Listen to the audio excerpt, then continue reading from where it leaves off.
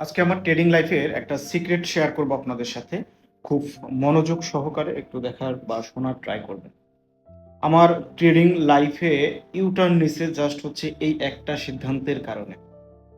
কারণ যখন আমি বাইনারি ট্রেডিং এ ফার্স্ট আসছি ভাই, আমাকে গাইড করার মতো সিরিয়াসলি বলতেছি কেউ ছিল না। সময়টা ছিল 2021 সাল।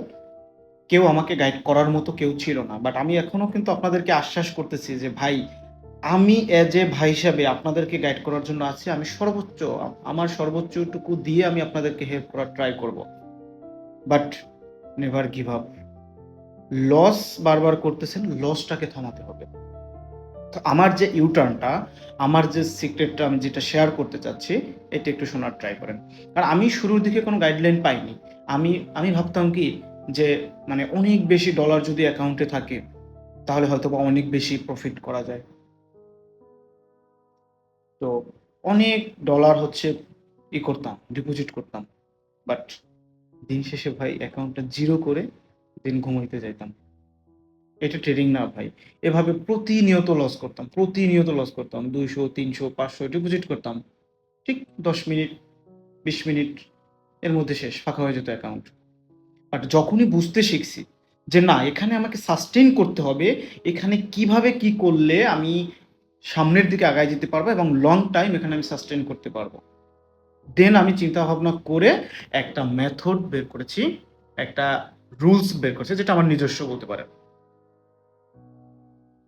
আমি চিন্তা করলাম যে এখানে আসলে কিভাবে, বাইনারি ট্রেডিং তো রিস্কি একটা প্ল্যাটফর্ম, এখানে কিভাবে আসলে কম রিস্ক নিয়ে বেশি প্রফিট করা যায়, রিস্ক কম রিওয়ার্ড বেশি, কোন জায়গায় কি করলে।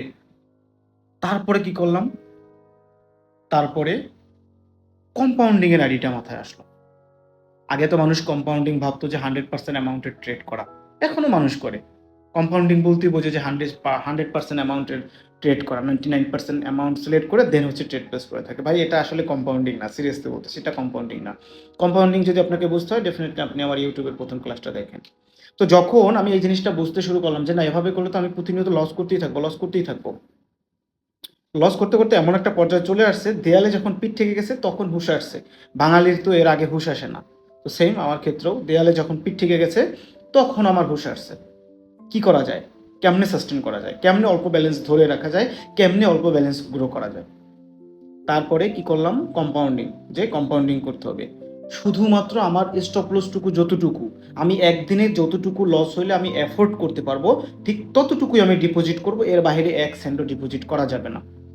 যখনই এই সিদ্ধান্ত নিলাম তার পরের মাস থেকে আমি আপনাদের দোয়ায় ইনশাল্লাহ স্টিল না এখন পর্যন্ত আলহামদুলিল্লাহ ভালো আছি। ওই তার পরের মাস থেকে আমি অল্প হলেও মাস শেষে প্রফিটে ছিলাম, অল্প হলেও।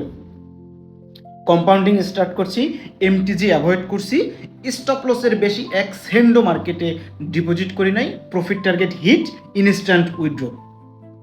জাস্ট এতটুকু মেনটেন করছি ভাই, পুরো লাইফের গেম চেঞ্জ।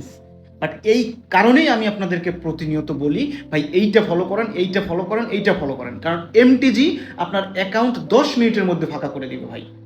বাট এই জিনিসটা কেউ শোনেন না। যখন বুঝবেন তখন ভাইকে মিস করবেন ভাই।